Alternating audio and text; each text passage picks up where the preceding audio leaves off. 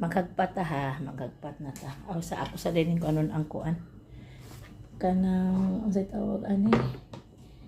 Kuasa ning panitan ang kapayas. Kining kapayas. May na kuan abot na ako. Ako aning tinanong. Aw dili ka na ako ang nag-alaga sini ako mo nagpa buhi nga para manguan. Sana mamunga. Gitanong ni sa construction worker pero gibayaan so akong gisaribuhan di na okay la inay kini siya ba guys height kayo ini para sa ice ini pero makatanggal yung ice pero kini nga ko gamit kasi niya hinay ko ano kini makasama ni pagka naman initig akong ano sana ang akon kapayas o sige lang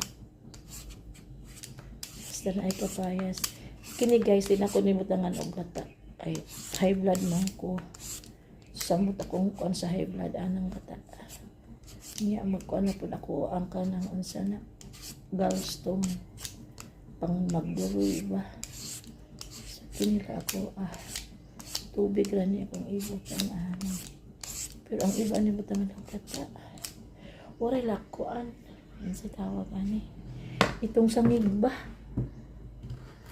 akong sangig sa bunga kuan din hindi tanong maubos na niya ambot kung may naabay mo kuan at ang sani adi man baka kakamature na niya nahitig on siya. Pwede ay, adi man. So, kahaon nato ni. Kini ba, ingon nila nga kanang hinog daw nga kapayas. Abot mo kung pwede ba kaning dili hinog no? Ingon sila, nagkila ko makita sa YouTube nga, pangkuang ko nun pang, sana, maupay ko nun ko na kay problema sa kidney, kanang problema sa pag-ihi.